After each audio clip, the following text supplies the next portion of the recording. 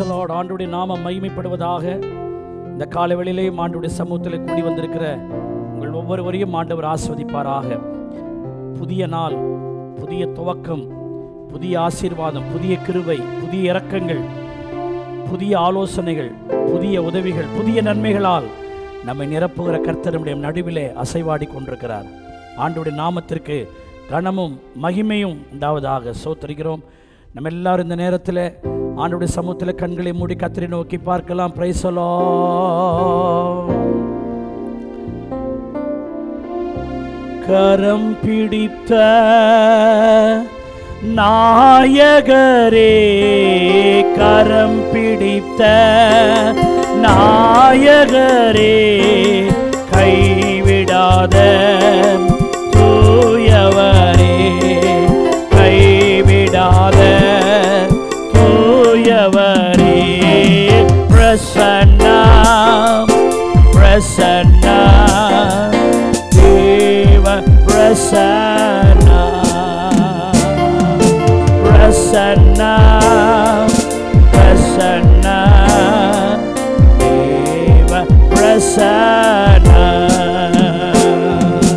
ராஜா உம் பிரசன்னம் போதுமையா, எப்போதுமே தேவையா.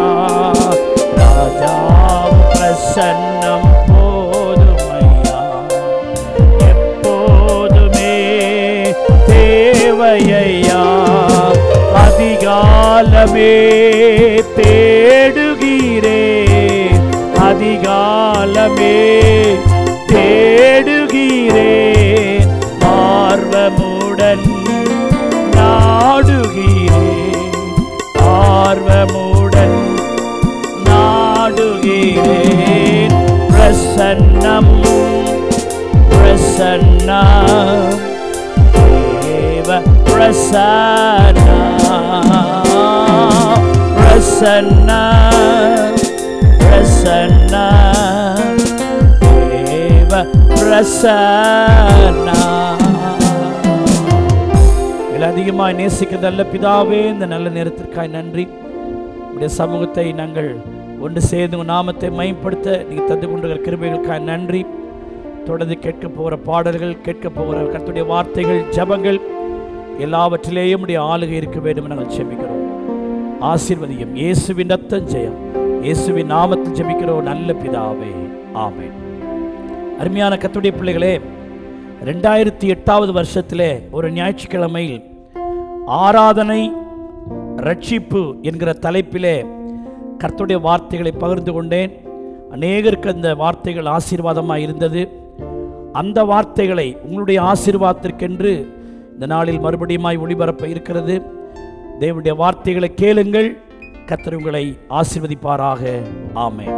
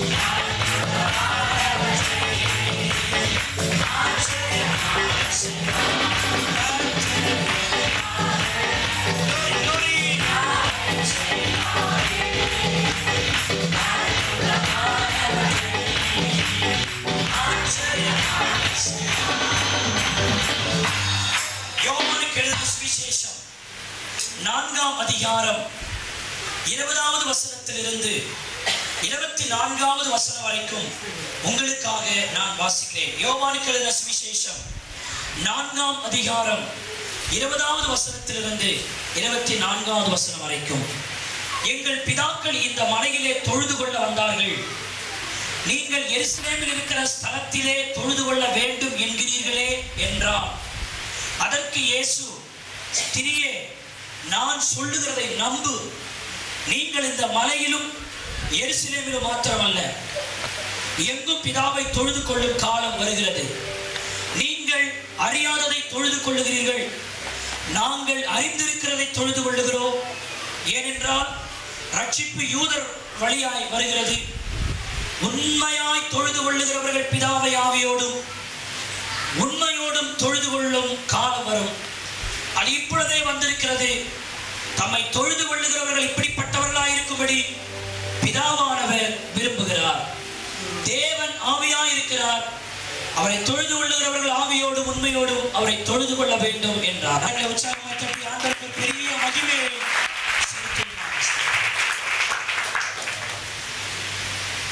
கர்த்தருடைய பரிசுத்த நாமத்தை இந்த காலவெளியில் உங்களோடு கூட சேர்ந்து மகிமைப்படுத்துவதில் நான் கர்த்தரை மகிமைப்படுத்துகிறேன். யோவான் 4ஆம் அதிகாரத்திலே இப்போது நான் வாசித்த வசனம், பொதுவாக இங்கே இருக்கிற தேவ பிள்ளைகளாகிய நீங்கள் எல்லாரும் நன்றாய் அறிந்தவர்களே. புதிதாய் வந்தவர்களுக்கு இப்போது வாசித்த வசனங்கள் கருத்தும் அர்த்தமும் தெரியாமல் இருக்கலாம். ஆனால் பெரும்பான்மையான தேவனுடைய பிள்ளைகளுக்கு நான் வாசித்த சம்பவம் உங்களுக்கு நன்றாய் தெரியும். இயேசு சமாரியா ஸ்திரியோடு அவர் உரையாடின உரையாடலைத்தான் இப்பொழுது வேத வாக்கியமாய் இப்போது வாசிக்க கேட்டீர்கள். இப்போது வாசித்த வசனத்திலே திரும்ப திரும்ப வந்த வார்த்தை தொழுது கொள்ளுங்கள், தொழுது கொள்ளும், தொழுது கொள்ளுகிற காலம் வரும் என்று தொழுதல் தொழுதல் தொழுதல் என்ற இந்த வார்த்தையே நாம் இப்போது வாசித்த வசனங்கள் திரும்ப திரும்ப சொல்லப்பட்டதை நீங்கள் கேட்டீர்கள்.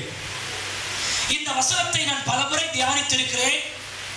இந்த வசனத்திலிருந்து அநேக செய்திகளை சபைக்கு நான் பிரசங்கித்திருக்கிறேன். ஆனால் ஒரு நாள் இந்த வசனத்தை நான் கேட்க நேர்ந்த போது, வாசிக்க நேர்ந்த போது, எனக்கு இதுவரைக்கும் அறிந்திராத ஒரு சத்தியத்தை, ஒரு வெளிச்சத்தை ஆண்டவர் இந்த வசனத்திலே எனக்கு தந்தார். அந்த வெளிப்பாட்டை நான் கேட்டபோது நான் மகிழ்ந்தேன், ஆச்சரியப்பட்டேன். இது நமக்கு தெரியாமல் போயிற்றே இந்த சத்தியம் என்று அநேக முறை வாசித்தும் இது நமக்கு இன்றைய வரைக்கும் புலப்படாமல் போய்விட்டதே, இன்றல்லவா நமக்கு இது புலப்பட்டிருக்கிறது என்பது போன்ற எண்ணங்கள் வாசிக்கும் போது உருவாயிற்று. அந்த வெளிப்பாடை உங்களோடு நான் பகிர்ந்து கொள்ள விரும்புகிறேன். இந்த செய்தியை நான் இந்த வாரத்திலேயே என்னால் சொல்ல முடியாது. இந்த வாரத்தில் எனக்கு எவ்வளவு சொல்ல முடியுமோ அவ்வளவு சொல்லிவிட்டு, எனக்கு நேரமும் காலமும் இருக்குமானால் வரும் வாரத்திலும் இந்த செய்தியை உங்களுக்கு சொல்லி உங்களை ஒவ்வொருவரையும் ஆவிக்குள்ளே மாற்ற கர்த்தர் உதவி செய்வாராக. அருமையானவர்களே, சமாரியா ஸ்திரீ தேவனை தொழுது கொள்ளுகிற காரியத்தை, தேவனை ஆராதிக்கிற ஒரு விஷயத்தை அவள் ஏற்கனவே ஒரு விதமாய் அவள் அறிந்திருந்தாள். கவனிக்கணும் எல்லாரும். தேவனுடைய ஆராதனை இதுதான், இப்படித்தான் ஆராதிக்கணும், ஆராதனை இதுதான் சொல்லி சமாரியா ஸ்திரீ ஏற்கனவே ஒரு ஆராதனையின் முறைமையை அறிந்திருந்தாள். ஆனா இயேசு அவளை இடைமறித்து, கவனிக்கணும், இயேசு அவளுடைய கருத்தை இடைமறித்து, அவள் ஆலோசனையை இடைமறித்து, அவள் எண்ணத்தை இடைமறித்து அவர் சொல்லுகிறார், ஸ்திரியே, நான் சொல்றத நம்பு அப்படின்ற. அப்படி அர்த்தம் என்ன? ஏற்கனவே யார் சொல்லதையோ நீ நம்பிக்கொண்டிருக்கிறாய், யாரோ சொன்னதை குறித்து நீ என்னோடு பேசிக் கொண்டிருக்கிறாய், யாரோ உனக்கு சொன்ன ஒரு சில காரியம் இது இப்படித்தான் என்று என்னிடத்தில் நீ சொல்லிக் கொண்டிருக்கிறாய். ஸ்திரியே, நான் சொல்லுகிறதை நம்பு என்று சொல்லுகிறார். ஒருவேளை நீங்கள் ஆராதனையை குறித்து நீங்கள் இதற்கு முன்பதாக எப்படி எண்ணியிருக்கிறீர்களோ தெரியாது. ஆனால் இன்று கர்த்தர் உங்களை பார்த்து சொல்லுகிறார், மகனே, மகளே, நான் சொல்லுகிறதை நம்பு என்று சொல்லுகிறார். நான் சபையாரை பார்த்து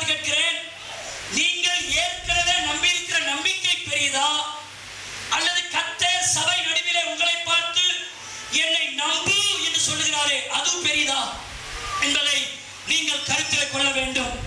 நாம் என்ன சொல்ல வேண்டும்? ஆண்டவரே, நான் ஏற்கனவே என் அறிவின்படி என் யோசனைப்படி உம்மை குறித்து நான் அறிந்திருக்கலாம். ஆனால் நீர் என்னை பார்த்து நான் சொல்லுகிறதை நம்பு என்று சொல்லுகிறபடியால் நீர் சொல்லுகிறதை நான் நம்புகிறேன். கைகளை தட்டி கர்த்தரை ஸ்தோத்திரம் பண்ணுவோமாக.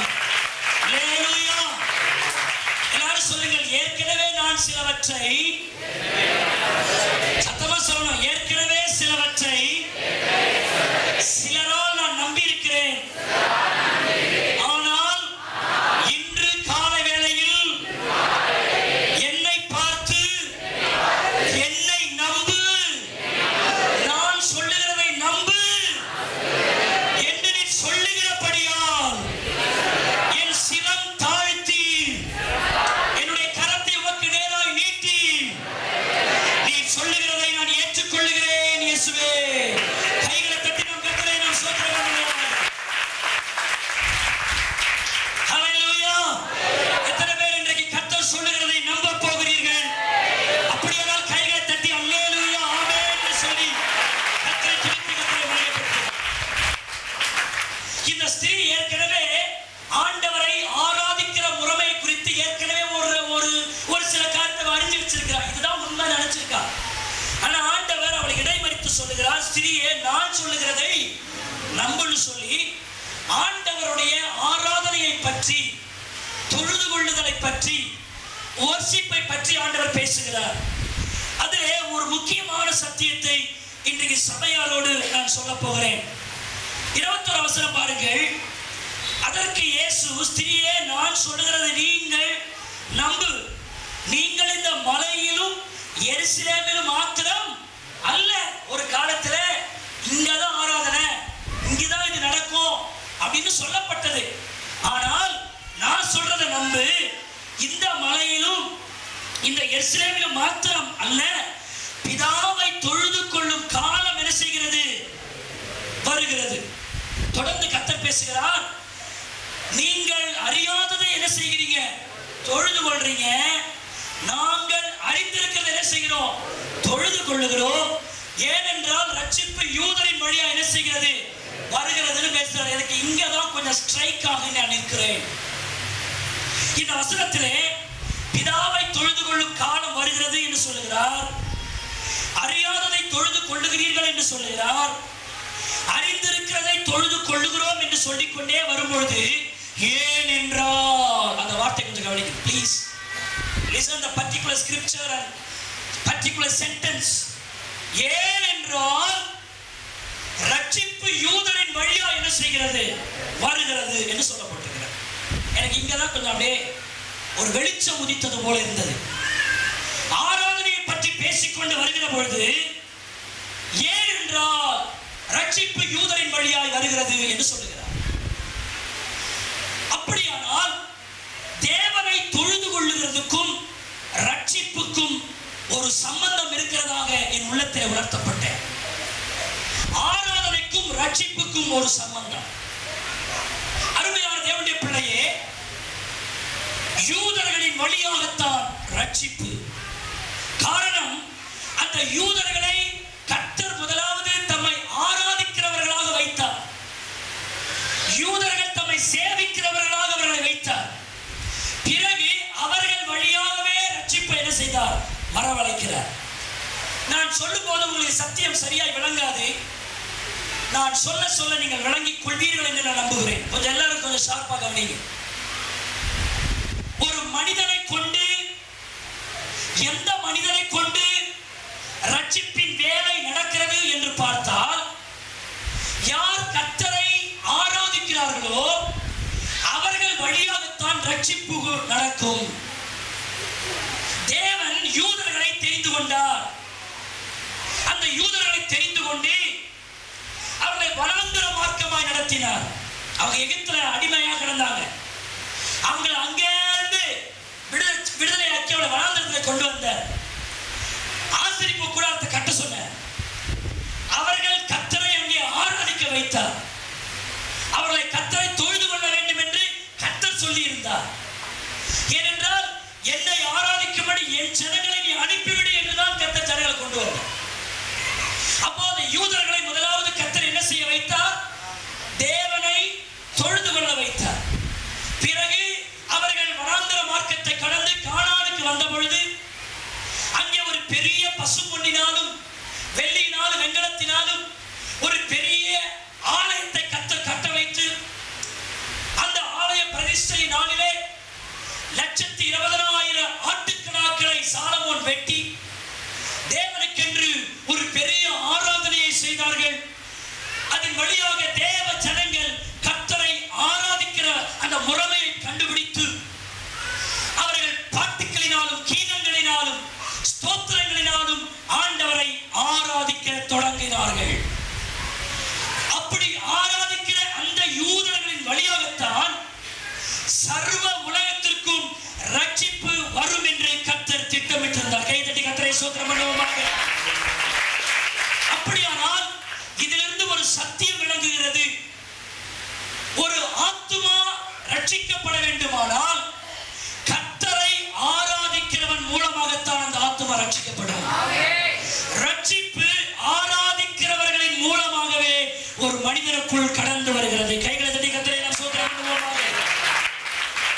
எங்கு கர்த்தரை உண்மையாய் ஆராதிக்கிறார்களோ அங்கு அவர்கள் மூலமாகத்தான் ரட்சிப்பு வரும் என்பதை கருத்தில் கொள்ள வேண்டும்.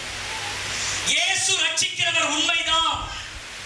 ஆனால் சில நேரம் ஏதோ ஒரு சிலருக்கு ஆண்டவர் நேரடியாய் தரிசனம் தந்து நேரடியாய் தன் சிலுவை காட்சியை காட்டி அங்கொன்றும் இங்கொன்றும் ஒரு சில பேரை கர்த்தர் அப்படி சந்திக்கிறது உண்டு. நான் இல்லை என்று சொல்லவில்லை.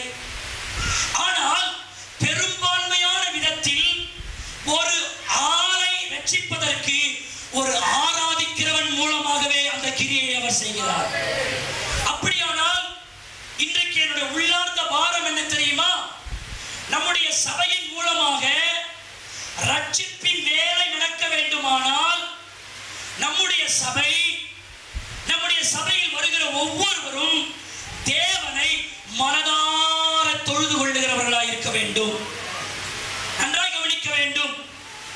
ஒரு தேவனுடைய பிள்ளை ரட்சிக்கப்பட வேண்டுமானால் ஆராதிக்கிறவன் மூலமாக அவன் தொடப்படுகிறான். இது உண்மை. இன்றைக்கு நான் சவால் விட்டு சொல்லுகிறேன். உன்னுடைய தெருவில் இருக்கிற ஜனம் ரட்சிக்கப்பட உன் வழியாக அந்த ரட்சிப்பு வர வேண்டுமானால் நீ கர்த்தரை ஆராதனை செய்ய வேண்டும்.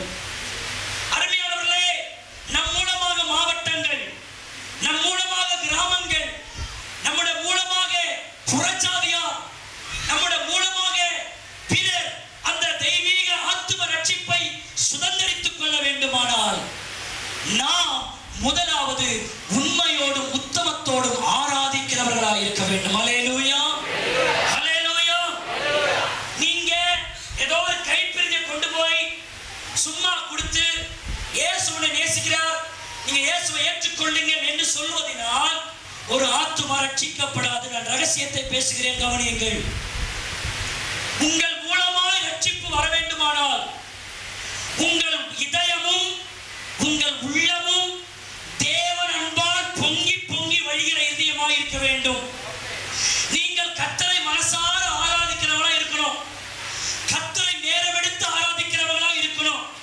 4 பாட்டு பாடி கர்த்தரை ஆராதிக்கிறவர்களா இருக்க வேண்டும். ஆராதித்து ஆராதித்து உங்கள் ரத்தத்தில் அந்த ஆராதனை ஆவி கலந்து உங்கள் எலும்புகளில் இருக்கிற ஊனிலே அந்த ஆராதனை ஆவி கலந்து உங்கள் தசைகளிலே கலந்து உங்கள் நாடி நரம்புகள் எல்லாம் தேவனுடைய ஆராதனை கலந்திருக்குமானால் நீங்களே ரட்சிப்புக்கு வழிவகுக்கிறீர்கள். கைகளை தட்டி நாம் கர்த்தரை ஸ்தோத்திரம் பண்ணுவோமாக. நான் ஒரு வெளிப்பாட்டை சொல்லுகிறேன், அசால்ட்டாக இந்த செய்தியை கேளாதிருங்கள். இந்த வரி ஒரு தீர்க்க தரிசன வரி. It is a prophetical message. உன்னை முழுவதுமாய் ஆராதனை ஆவியினால் நிரப்பு, பிறகு உன் வழியாய் ரட்சிப்பு பிறருக்கு கடந்து செல்லும் என்று கர்த்தர் சொல்லுகிறார். நிறைய பேர் சர்ச்சைக்கு வராங்க, பட் ஆராதனையின் ஆவி இல்லை. ஆராதிக்கும் இடத்தில் நீங்கள் இருக்கிறீர்கள், ஆனால் நீங்கள் ஆராதனை செய்யாதவர்களாக இருக்கிறீர்கள். இங்க இருக்கிற எத்தனை பேர் என்னால் சுட்டி காட்ட முடியும்? பிரதர், ஒரு நல்ல ஒரு ஆராதனை பாட்டா பாடுங்க அப்படி என்றால் திணறிக் கொள்ளுகிற சகோதரிகளையும் சகோதரனையும் நான் இப்பொழுது காட்ட முடியும். அநேகருக்கு அந்த ஆராதனையின் ஆவி இல்லை, ஆராதனையின் உணர்வு இல்லை. ஸ்தோத்திரம். அருமையானவர்களே, அநேகர் 20 வருஷத்துக்கு முன்பதாக 10 வருஷத்துக்கு முன்பதாக என்றோ பாடின பழைய பாட்டையே பாடிக்கொண்டு ரம்பம் போட்டுக் கொண்டிருப்பார்கள். அதற்காக நான் பழைய பாட்டை குறை சொல்லவில்லை. ஒரு மனிதன் சொன்னதையே சொல்லிக் கொண்டிருக்கிறான், பாடினதையே பாடிக்கொண்டிருக்கிறான், வேறு ஒன்று அவனுக்கு இல்லை, தெரியவில்லை என்றால் ஒரு காரியமும் இல்லை. அவன் இதயத்தில் ஆராதனை ஊற்று இல்லை, ஆராதனையின் ஆவி இல்லை, ஆராதனையின் பொங்கி வருதல் இல்லை. தாவீது சொல்லுகிறார், என் உள்ளம் அவர் அன்பால் பொங்கி வழிகிறது என்று சொல்லுகிறார். ராஜாவின் குறித்த கவியை நான் பாடுவேன் என்று சொல்லுகிறார். உளையான சேற்றிலிருந்து கர்த்தரை தூக்கி எடுத்து என் பாதங்களை கண்மலையின் மேல் நிறுத்தி அவரை துதிக்கும் புதுப்பாட்டை என் நாவில் தந்தார். அதை கேட்ட சத்துருக்கள் பயந்து கர்த்தரை நம்புவார்கள் என்று அவர் சொல்லுகிறார். ஆமென். ஹல்லேலூயா, ஹல்லேலூயா. நான் கர்த்தரை ஆராதிப்பேன், அதை கேட்கிறவர்கள் கர்த்தரை நம்புவார்கள். கைகளை தட்டி கர்த்தரை ஸ்தோத்திரம் பண்ணுவோம். இன்று ஒரு ஆராதனையின் ஆவி நமக்கு தேவை. நிறைய பேர் இந்த வர்ஷிப் டைம்லாம் முடிச்சிட்டு வரீங்க சர்ச்சுக்கு, ரொம்ப ரொம்ப தவறு செய்கிறீர்கள். ஏதோ ஒரு சில நேரத்தில் தவிர்க்க முடியாத சூழ்நிலை உள்ளவர்களுக்கு அவர்களை நான் ஒன்றும் சொல்லவில்லை. ஒரு சிலர் தன் கணவனை சமாளித்து விட்டு, நான் என்ன உங்கள் குடும்பத்தை குறித்து அறியாதவனா, எனக்குள் ஆவியானவர் இல்லையா உங்களை குறை பேசுவதற்கு? சில நேரம் ஆராதனையில் இடையிலே வருவார்கள். திடீரென்று மாமிசத்தில் அவர்களை பார்ப்பேன், உங்களுக்கு தெரியாது ஆராதனை வேலையில இவங்க எப்படி இடையில வராங்களே, இவ்வளவு லேட்டா வராங்களேன்னு டக்குன்னு ஆவியானவர் சொல்வார், மகனே அவர்கள் இந்த சூழ்நிலையில் வந்திருக்கிறார்கள், இந்த நிலைமையில் அப்படியே டக்குன்னு நான் ஸ்ட்ரைக் ஆவேன். ஓ ஸ்தோத்திரம். சில நேரத்தில் ஆவியானவர் சிலர் தாமதமாய் ஆராதனை முடித்து வந்தாலும் கூட அவர்கள் எந்த சூழ்நிலைமைகள் வருகிறார்கள், எதையெல்லாம் தள்ளிவிட்டு வந்தார்கள் என்பதை நான் சில நேரத்தில் உணர்வேன். ஆனால் அநேக நேரங்களில் இது எப்போதாவது தான். ஆனால் அநேக நேரங்களில் சிலர் பாடலையும் விட்டு ஆராதனையெல்லாம் விட்டு ஏதோ பெயருக்காக வருகிறவர்களும் என் ஆத்துமா நன்றாய் அறியும். அநேகருக்கு சீக்கிரமாய் வர முடியும், சீக்கிரமாய் கர்த்தரை தொழுது கொள்ள வர முடியும். அவர்கள் புருஷனோ மனைவியோ அவருடைய இளஜன பந்தோ தடை இல்லை, இவர்களே தடை. இவர்களுடைய சோம்பேறித்தனத்தினாலே இவர்கள் ஆராதனைக்கு இப்படி குறைவோடும் தாமதத்தோடு வருகிறதை நான் சில நேரங்களில் நான் உணர்ந்து கொள்ள முடியும். அருமையான தேவனுடைய பிள்ளையே, அநேகருக்கு ஆராதனையின் மேன்மை தெரியவில்லை. ஏதோ பாட்டு பாட சொல்றாங்க, வல்லவரே நல்லவரேன்னு சும்மா பாட்டு பாட சொல்றாங்க. அப்படியே சும்மா கையை அசைச்சிட்டு பாஸ்ட் எப்படி எப்படிலாம் சொல்றாரோ அதை ஓரளவுக்காச்சும் பண்ணுவோம்னு சொல்லி ஏதோ நான் சொல்லுகிற வழிகட்டாயத்தினால் பண்ணுகிறது அல்ல. நம்முடைய ஒவ்வொரு இதயமும் ஆராதனையின் ஆவியினால் நிரப்பப்படுமானால் இன்று நான் சொல்லுகிறேன், உங்கள் வழியாய் ரட்சிப்பு உண்டாகும். எல்லாரும் சொல்லுங்க, நான் உண்மையோடு உத்தமத்தோடும், சத்தமா சொல்லுங்க, உண்மையோடு உத்தமத்தோடும் நான் கர்த்தரை சேவித்து ஆராதிப்பேனால் என் வழியாய் என் கிராமங்களுக்கும், என் வழியாய் பிரஜாதிகளுக்கும், என் வழியாய் மாவட்டங்களுக்கும், என் வழியாய் என்னுடைய தெருவில் இருக்கிற ஜனங்களுக்கும், என் வழியாய் என் உறவினர்களுக்கும் ரட்சிப்பு கடந்து செல்லும். கைகளை தட்டி கர்த்தரை ஸ்தோத்திரம் பண்ணுவோம். உண்மையாய் சொல்லுகிறேன், நீ கர்த்தரை ஆராதித்தால் உன் வழியாய் ரட்சிப்பு நிறைவேறும். மனசார ஆராதிக்கணும். ஆராதனை சொன்னா அந்த நேரம் போறதே உங்களுக்கு தெரியக்கூடாது. ஆராதனை என்று சொன்னா வேகம் வரக்கூடிய ஒரு நிலைமை இருக்கணும். ஐயோ ஆராதனை நேரம் முடிச்சு போனா நல்லா இருக்குமா அப்படி என்கிற ஒரு பதப்பதைப்பு உனக்கு இல்லாவிட்டால் நோ ப்ராஃபட்டிக்கல் வேர்ட், உனக்குள்ள ஆராதனையின் ஆவி இல்லை. அவ்வளவுதான், சிம்பிள் மேட்டர். எவனுக்குள் ஆராதனையின் ஆவி இருக்கிறதோ அவன் ஆராதனை அவ்வளவு சீக்கிரம் விட அவன் மனது வர. ஆராதிக்க வேண்டும். ஆராதிக்க தெரிந்த ஒரு விசுவாசியா இருக்க வேண்டும். ஆராதிக்கிற ஆவி இருக்க வேண்டும். ஆண்டவர் சொன்னார், பிதாவை தொழுது கொள்ளும் காலம் வருகிறது. ஏனென்றால் அவர்கள் வழியாகத்தான் ரட்சிப்பு. உங்களுக்குள்ள ஆராதனை ஆவி இல்லைன்னா உங்களை கொண்டு ஒரு சிங்கிள் ஆத்மா கூட சபையில உட்கார வைக்க மாட்டேன்.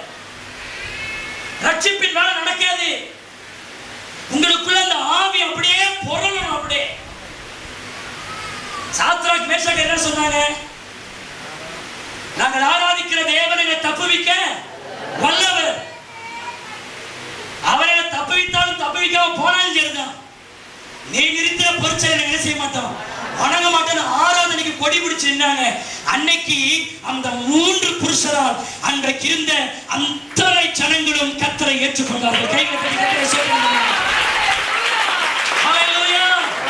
அப்படி ஆராதனையின் ஆவி அங்குள்ள ஜனங்கள் தேவனை சேவிக்க வைத்து விட்டது. நேபுகாத்நேச்சர் என்ன அறிக்கை விட்டார்? இவர்கள் ஆராதிக்கிற தேவனே தேவன், இவரைத்தான் எல்லாரும் என்ன செய்ய வேண்டும். பார்த்தீங்களா, ஒரு ஆராதனை இன்னொரு கூட்டத்தை எடுத்துக்கொண்டது.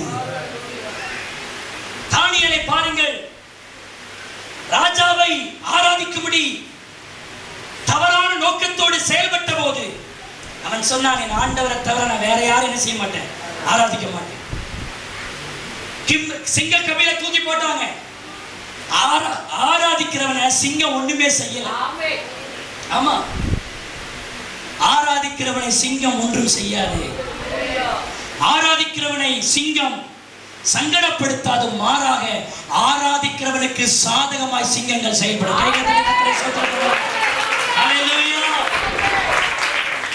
காலகத்தால வந்தார். ராஜா கேட்டார், இடைவிடாமல் ஆராதிக்கிறவன் தேவனை தப்புவிக்க வல்லவராய் இருந்தாரா? அவன் சொன்னான், ராஜாவே, நான் உமக்கு முன்பதாக நீதிகேடு செய்யவில்லை. என் ஆண்டவருக்கு முன்பதாக நான் பொய்யனாய் வாழவில்லை. நான் ஆராதித்த தேவன் என்னை சிங்கங்களின் வாய்க்கு என்னை தப்புவித்தார். அன்றைக்கே ஒரு டிக்ளரேஷன் போட்டாரு, தானியேலின் தேவனே தேவன். கைகளை தட்டி கர்த்தரை ஸ்தோத்திரிக்கலாம். ஹல்லேலூயா. இனி மற்ற தேவர்களை சேவிக்க கூடாது, ராஜாவாகிய என்னையும் சேவிக்க கூடாது. ஒன்றான மெய் தேவனாகிய கர்த்தாதி கர்த்தாவும் ராஜாதி ராஜாவும் காலங்களையும் சமயங்களையும் மாற்றுகிற தேவனுமாயிருக்கிற தானியேலின் தேவனைத்தான் எல்லாரும் சேவிக்க வேண்டும் என்று அன்றைக்கு இருந்த முழு ஜனங்களும் கர்த்தரை சொந்த இரட்சகராய் ஏற்றுக்கொள்ள வைத்தது எது? தானியேலின் ஆராதனையின் ஆவி. கைகளை தட்டி கர்த்தரை ஸ்தோத்திரம். இப்படி நான் அநேக உதாரணங்களை சொல்லிக்கொண்டே போகலாம். அப்படியானால் ஆராதிக்கிற ஒருவருடைய வழியாகத்தான் இருவர் என்ன செய்றாங்க, ரட்சிக்கப்படுகிறார். நீங்க டிராக்ஸ் மினிஸ்ட்ரி பண்ணுங்க, சண்டே கிளாஸ் ஊழியம் பண்ணுங்க, ஒரு பிரேயர் செல் எடுத்து நடத்துங்க, எல்லாம் நல்லது. ஆனால் நடத்துகிற ஆள் ஆராதனையின் ஆவி உள்ள ஆளா இருக்கணும்.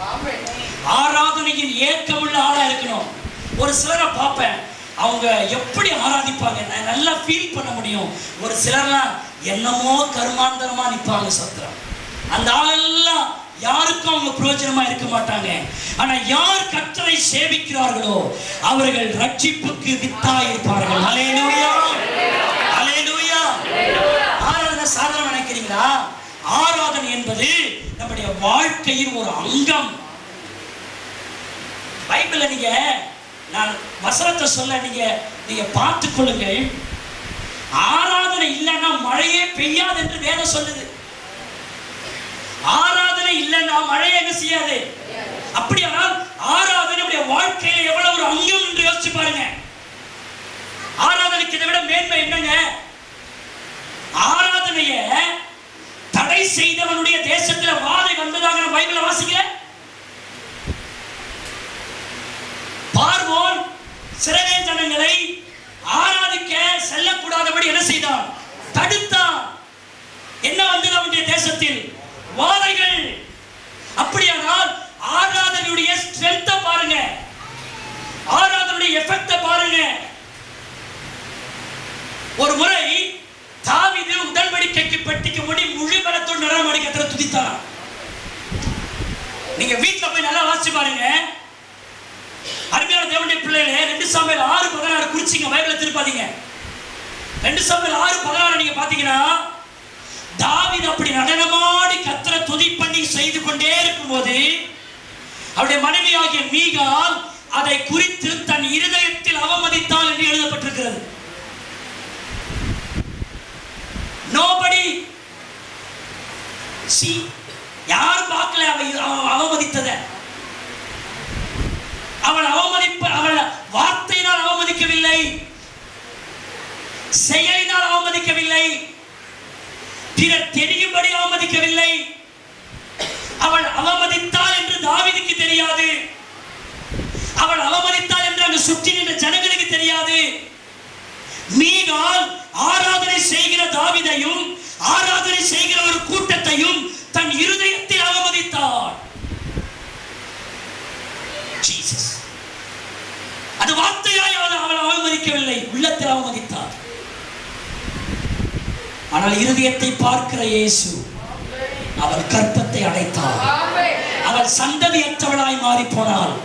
அவள் மரணமடையும் நாள் வரையந்தமும் அவள் பிள்ளை இல்லாதவளாய் இருந்தாள். பார்க்கிறீங்களா? இதெல்லாம் எதை காட்டுகிறது? ஆராதனை எவ்வளவு முக்கியம் என்பதை காட்டுகிறது. ஆராதனை எவ்வளவு உயர்ந்தது என்று காட்டுகிறது. ஆராதனை இல்லாமல் ஒரு விசுவாசியால் வெற்றியுள்ள வாழ்க்கை வாழ முடியாது என்று காட்டுகிறது.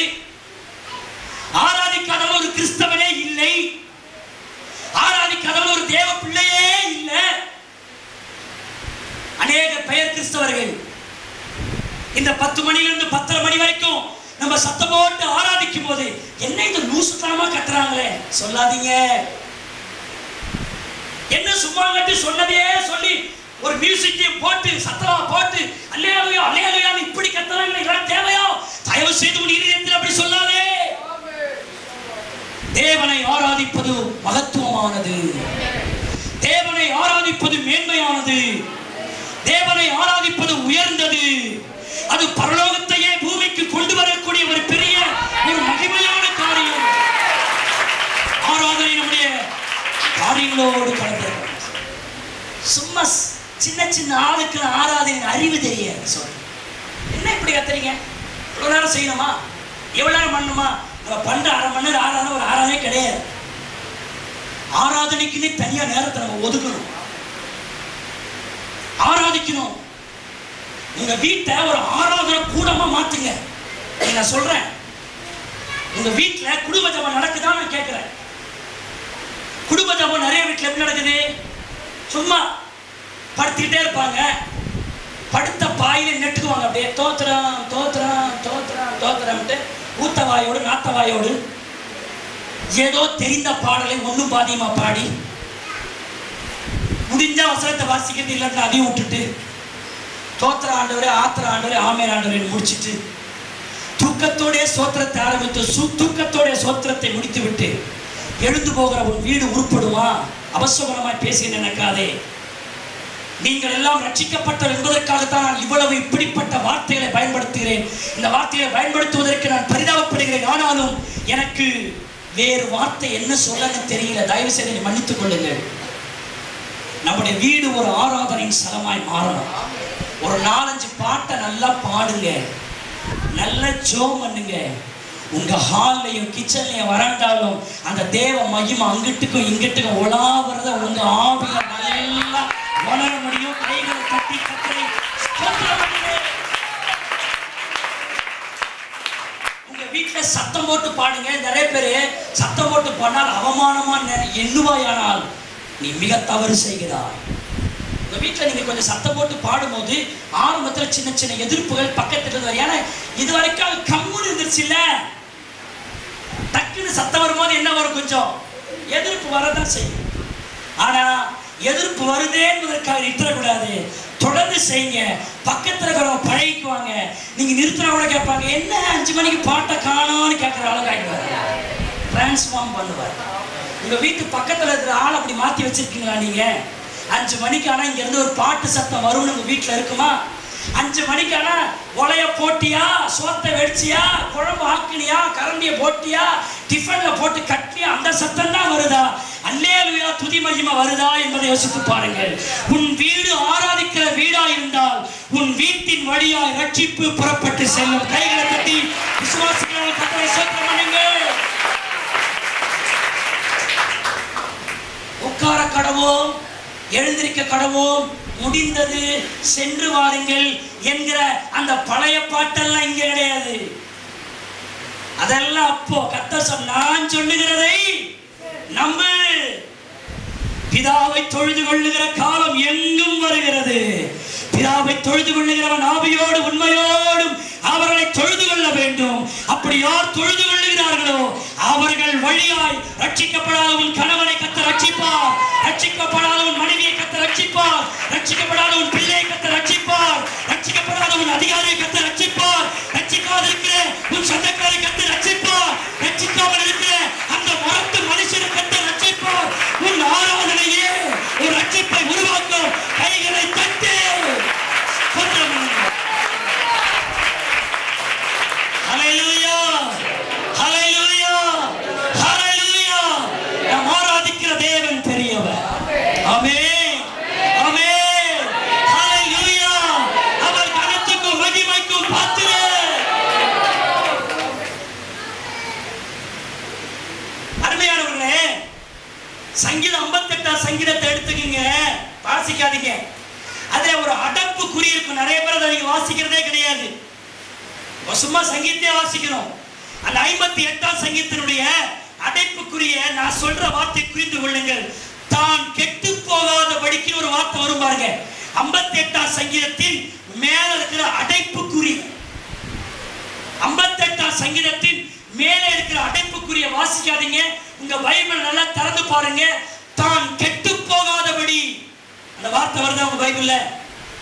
என்னங்க என்ன இப்படி சும்மா வருதான்னு கேட்கும் போது எல்லாம் கம்முனுதா? எப்படி உங்க பைபிள் இல்லையோ? இருக்கா? தயவுசெய்து உங்களுடைய பேனாவை எடுத்து அதை அண்டர்லைன் பண்ணுங்க. நிறைய பேருக்கு கத்த இன் மித்ரோ இதுதான் அந்த அடைப்புக்குறியில. அதுவும் பைபிள்ல அதுவும் வசனம் தான். எப்படி வாசிச்சாலும் அதெல்லாம் சத்தியமே இருக்குது. அதில் நான் கொஞ்சம் சிலரை எடுத்துட்டு உங்களுக்கு புரிஞ்சு கொள்றதுக்காக நான் சொல்றேன் பாருங்க. தான் கெட்டு போகாதபடி தாவீது பாடி அதை ராகத்தலைவனுக்கு ஒப்புவித்த சங்கீதம் எழுதப்பட்டிருக்கு. எல்லாரும் சொல்லுங்க, தான் கெட்டு போகாதபடி பாடின சங்கீதம். அல்லேலூயா. தாவீதை கூப்பிட்டு கேளுங்க, தாவீதே ஏன் சும்மா பாடினே இருக்கிற? ஏன் இம்மா சங்கீதத்தை எழுதி வச்சிருக்கிற? கர்த்தர் நல்லவர், அவர் பலம், அவர் தான் எனக்கு பலன், அவர் தான் என் வெளிச்சம், அவர் தான் என் உயிர், அவர் தான் என் ஆத்மா, அவர் தான் எனக்கு எல்லாமே. சும்மா சும்மா ஏயா இப்படியே தொடர்ந்து பாடிக்கிட்டே இருக்கிறேன்னு நீங்க தாவீதை பார்த்து கேட்டீங்கன்னா தாவீது சொல்லுவான், நான் கெட்டு போகாதபடி பாடுகிறேன். என்ன சார் சத்தமா சொல்லுங்க. எவன் ஒருவன் தேவனை பற்றி பாடுகிறானோ அவன் கெட்டு போக மாட்டான்.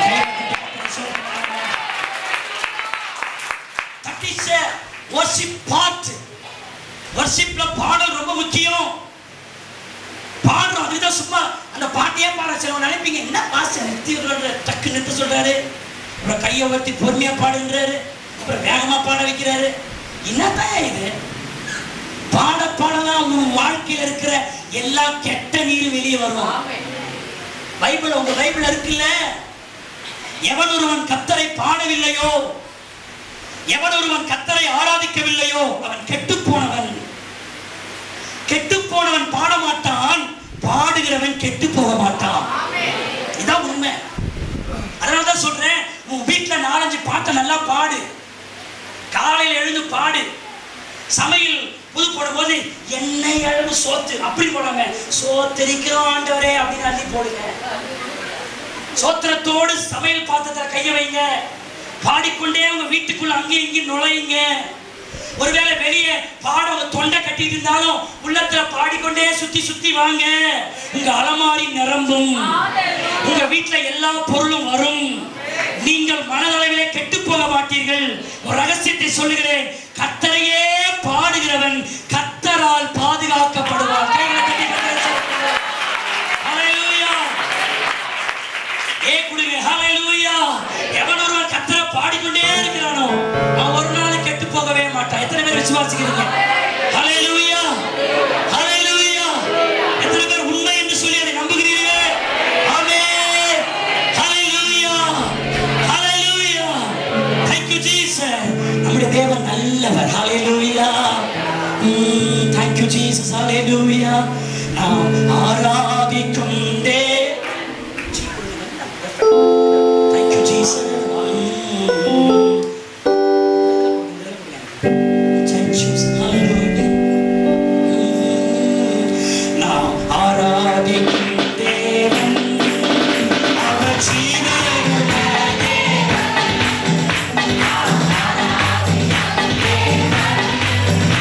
அவர் ஜீவனுள்ள தேவன்.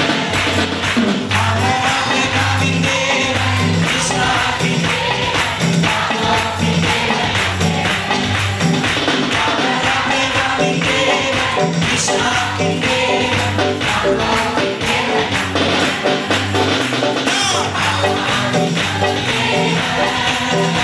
அவர் ஜீவனுள்ள தேவன்.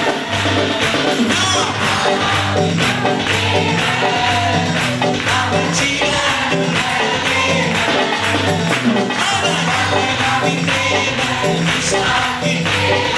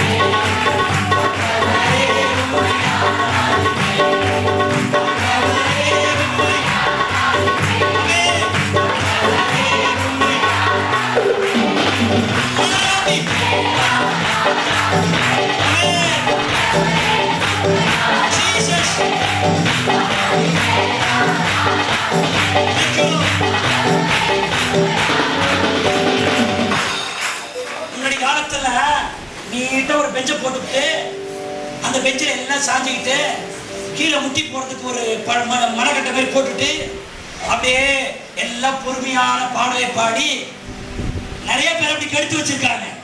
அதெல்லாம் விட்டு தள்ளுங்க. ஆண்டவர் நான் சொல்லுகிறதை நம்பு. அல்லேலூயா.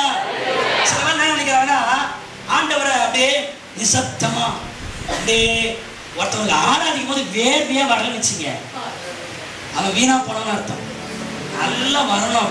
அப்படித்தான் உன்னுடைய எல்லா நரம்பும் வேலை செஞ்சிருக்குன்னு அர்த்தம். வேர்வையே வரல அப்படின்னா அந்த மாதிரி அவங்க ஆராதனை பண்ணிக்கன்னு அர்த்தம். சில வேலை எனக்கு ஏன் இப்படி சாதாரணமாக உட்காந்து போது வேறு வருதா, இப்படி கடுமையா பேசும்போது ஏன் வருதுன்னா என்னுடைய அவயவங்கள் எல்லாம் வேலை செய்யுது. அவயவெல்லாம் வேலை செஞ்சாதான் என்ன வரும்? ஐயா சொல்லுங்க சொல்லுங்க, என்ன வரும்? ஆராதிக்கும் போது உங்களுக்கு வேறு வருதா? ஏன்னா உங்களுக்கு நாக்கும் வேலை செய்யல, வாயும் வேலை செய்யல, எந்த நரம்பும் வேலை செய்யல, கையும் வேலை செய்யல, எப்படியா வேர்வை வரும்? சொல்லுங்க. அருமையான தேவனுடைய பிள்ளை, இப்படிதான் நம்ம லட்சணம். இப்படியா வந்து ஜெபம் பண்ணிட்டு வீட்டுக்கு போனா எல்லாம் நடத்தணுமா? ஒரு மண்ணும் நடக்காது. ஆராதிக்கிறவனின் வழியாகத்தான் ரட்சிப்பு என்ன செய்யும்?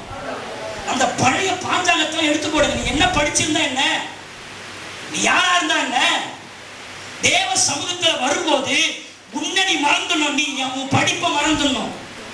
நீ என்ன மாதிரி வீடு கட்டி இருக்கிற அதை மறந்துடணும். உன் பேங்க் பேலன்ஸ் என்ன அதை மறந்துடணும்.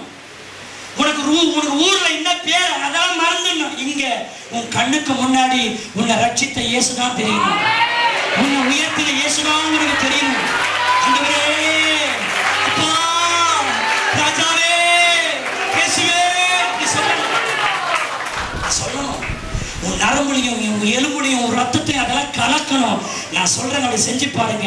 உங்க வழியா கர்த்தர் ரட்சிப்பின் வேலையை செய்வார். எத்தனை பேர் விசுவாசிக்கிறீங்க? படவே கூடாது. என்ன ஆண்டவரோட நீ பெரிய பிர்லாவா டாக்டர் டுர்லாவா சொல்லுங்க.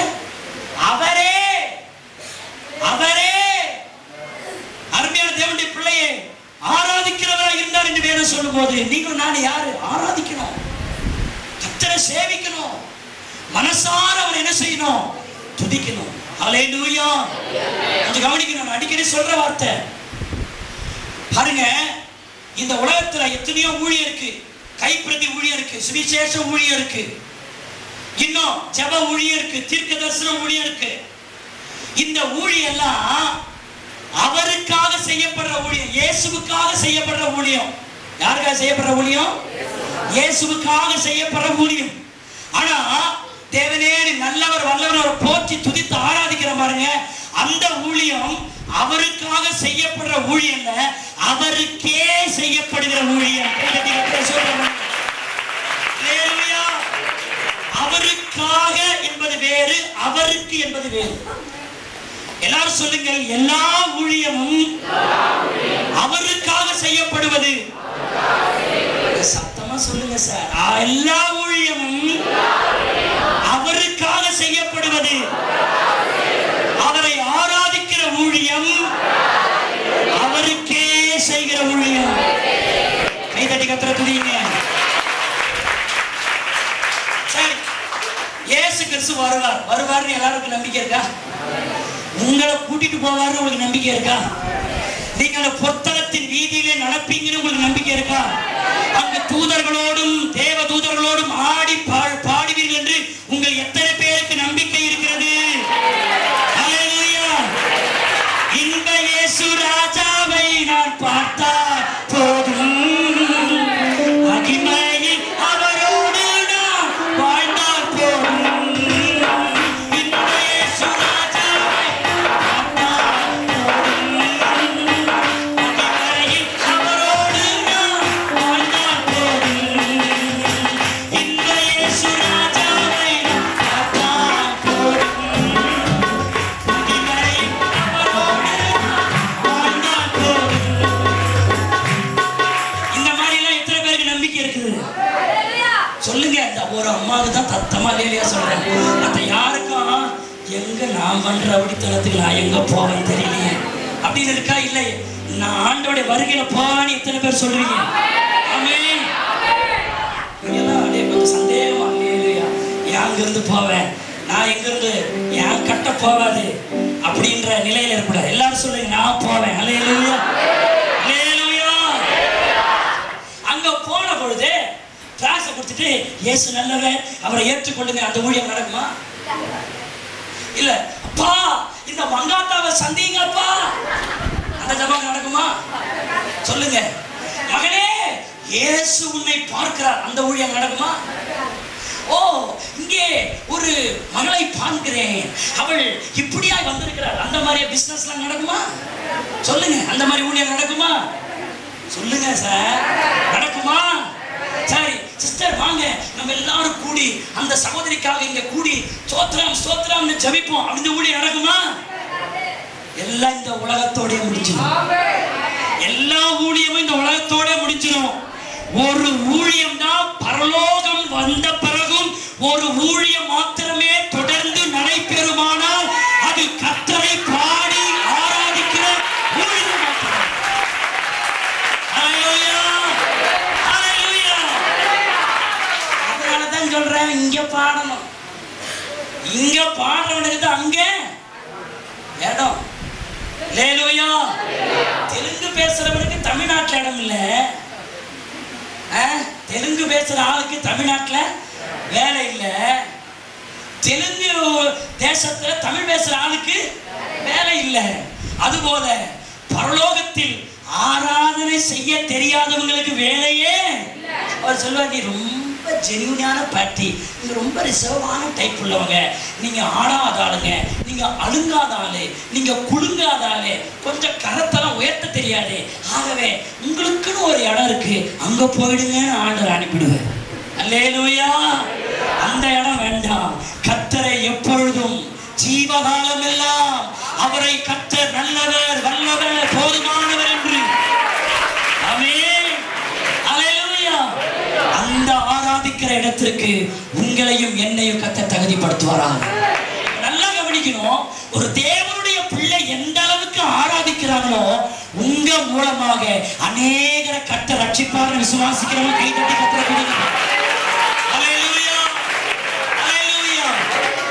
நல்லா எனக்கு நான் ஆவியில உணர்ந்த காரியம், யார் ஒருத்தர் நல்ல ஆராதனை பண்ணி அப்படியே கர்த்தரை துதிச்சு அப்படி மகிமைப்படுத்துறாங்களோ அவங்களுக்கு நிறைய தரிசனங்கள் ஆண்டவர் காட்டுவார், வெளிப்பாடுகள் ஆண்டவர் காட்டுவார், எதை செய்யணும்னு காட்டுவார், எதை செய்யக்கூடாதுன்னு காட்டுவார், பரலோக மகிமையை காட்டுவார், தூதர்களை காட்டுவார். அந்த தேவத்தின் முகத்தை நம்ம பார்க்கலாம்.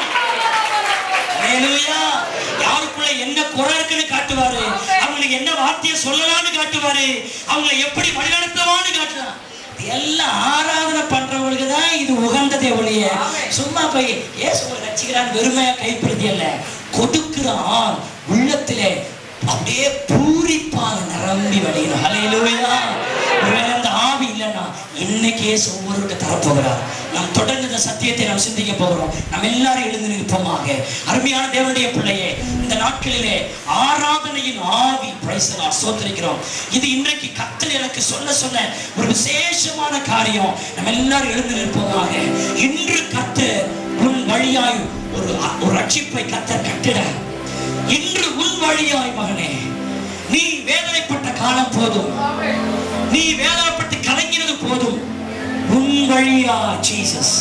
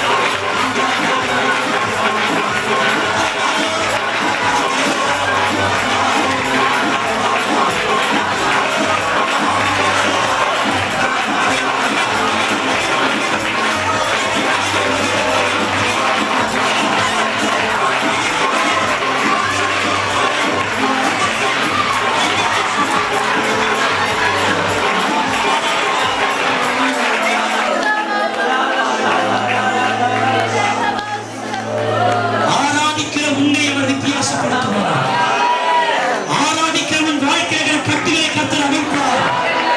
ஆராதிக்கிற வாழ்க்கையை விடுதலை உண்டாக்குவார். ஆராதிக்கிற வாழ்க்கை ஆசீர்வாதங்கள் அடையும். ஆராதிக்கிற வாழ்க்கையை அற்புதம் நடக்கும். ஆராதிக்கிற வாழ்க்கையை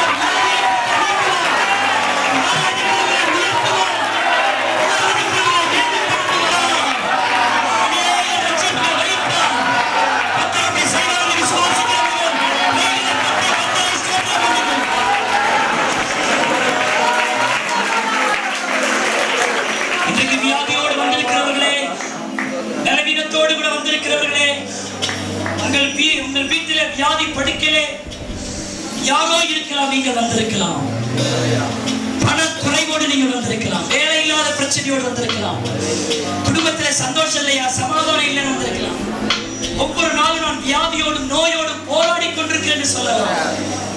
என் வாழ்க்கையில ஒரு விதமான சாபம் என்னை வாழ விடாமல் தடுத்துக் கொண்டிருக்கிறது என்று சொல்லலாம். ஒரு குறிப்பிட்ட பாவம் என்னை தொடர்ந்து பிடித்துக் கொண்டிருக்கிறது என்று சொல்லலாம்.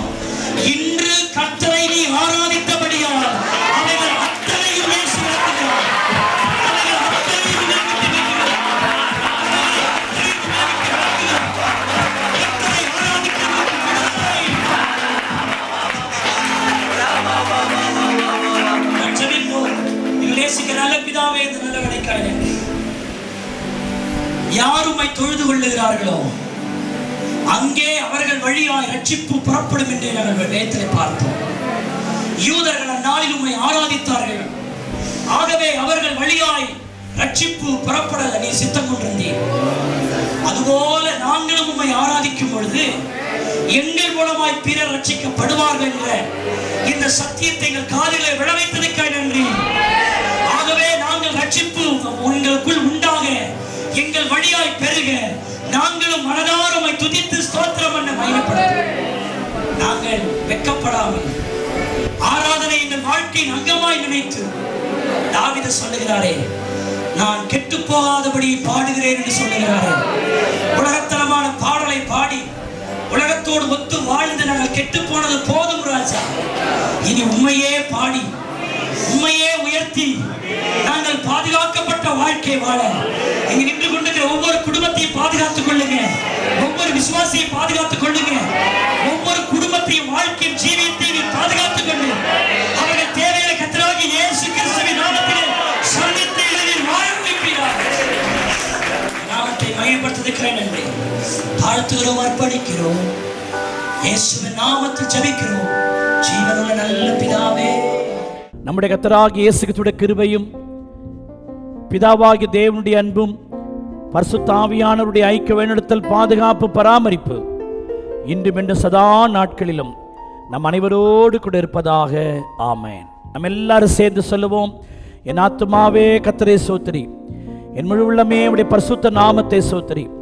என் ஆத்துமாவே கர்த்தரை ஸ்தோத்திரி, அவர் செய்த சகல உபகாரங்களையும் மறவாதே. அவர் உன் அக்கிரமங்களை எல்லாம் மன்னித்து உன் நோய்களை எல்லாம் குணமாக்கி உன் பிராணனை அழிவுக்கு விலக்கி மீட்டு கிருபையினாலும் இரக்கங்களினாலும் முடிசூட்டி நன்மையினால் உன் வாயை திருப்தியாக்கி கழுக்கு சமானமாய் திரும்ப உன் வயதை வால வயது போல் ஆக்குகிறார். அல்லேலூயா, அல்லேலூயா. கர்த்தர் தாமே உங்களை ஆசீர்வதிப்பாராக. ஆமென்.